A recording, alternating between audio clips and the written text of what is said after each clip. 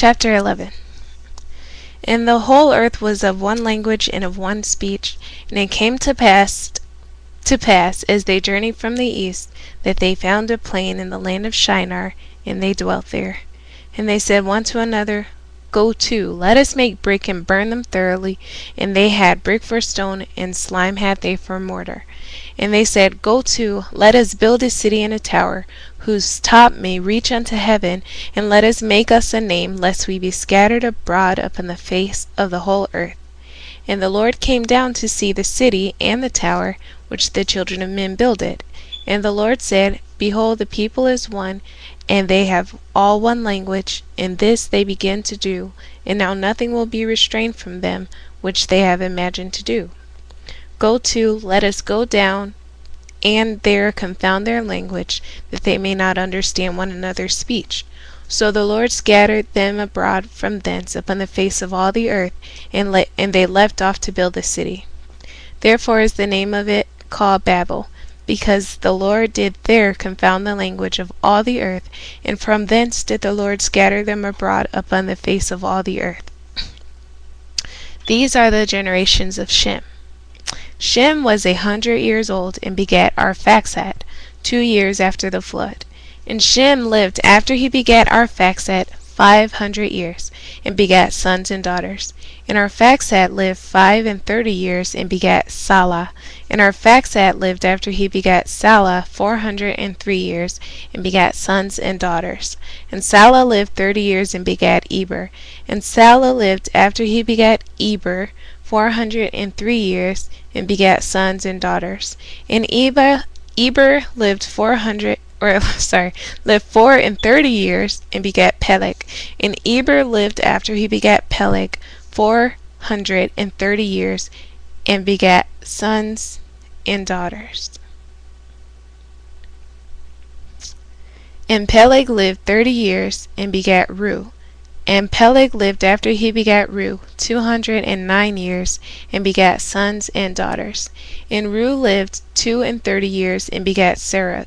And Reu lived after he begat Serug 207 years, and begat sons and daughters. And Serug lived 30 years, and begat Nahor. And Serug lived after he begat Nahor 200 years, and begat sons and daughters. And Nahor lived 29 years, and begat Terah.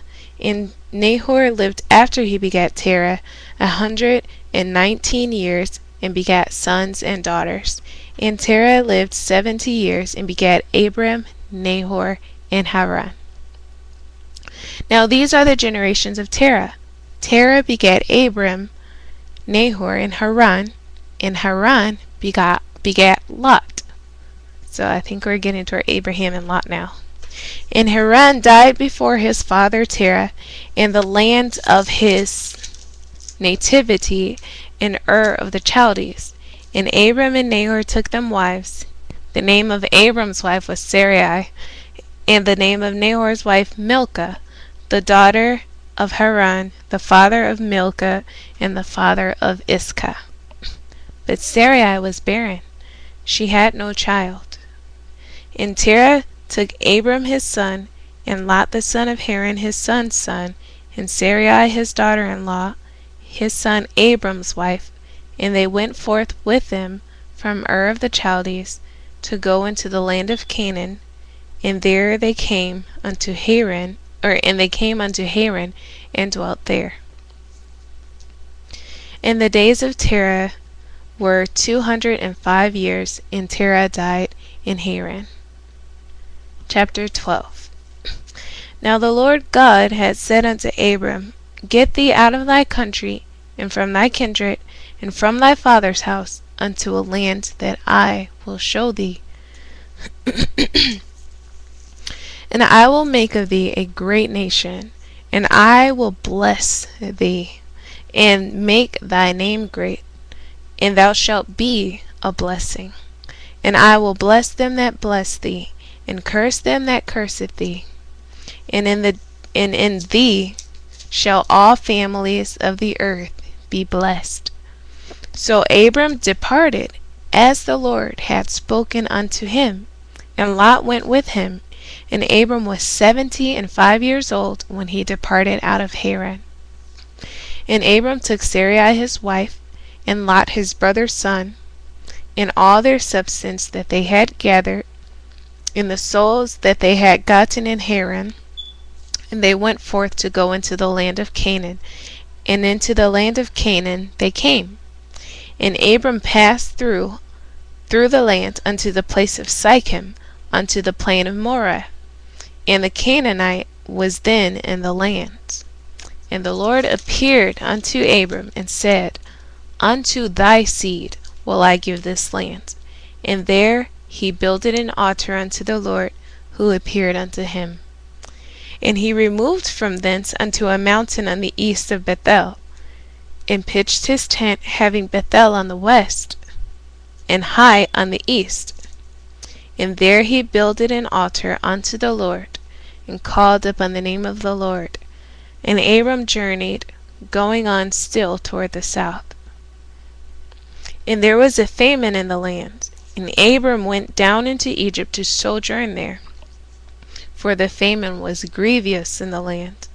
And it came to pass, when he was come near to enter into Egypt, that he said unto Sarai his wife, Behold now, I know that thou art a fair woman to look upon. Therefore it shall come to pass, when the Egyptians shall see thee, that they shall say, This is his wife, and they will kill me, but they will save thee alive. Say, I pray thee, thou art my sister, that it may be well with me for thy sake, and my soul shall live because of thee. And it came to pass that when Abram was come into Egypt, the Egyptians beheld the woman that she was very fair. The princes also of Pharaoh saw her, and commended her before Pharaoh. And the woman was taken into Pharaoh's house. And he entreated Abram well for her sake. And he had sheep and oxen, and he-asses, and men servants, and maidservants, and she-asses, and camels. And the Lord plagued Pharaoh and his house with great plagues because of Sarai Abram's wife. And Pharaoh called unto Abram, and said, What is this thou hast done unto me? Why didst thou not tell me that she was thy wife? Why saidst thou, She is my sister, so I might have taken her to me to wife? Now therefore, behold thy wife, take her, and go thy way. And Pharaoh commanded his men concerning him, and they sent him away, and his wife, and all that he had.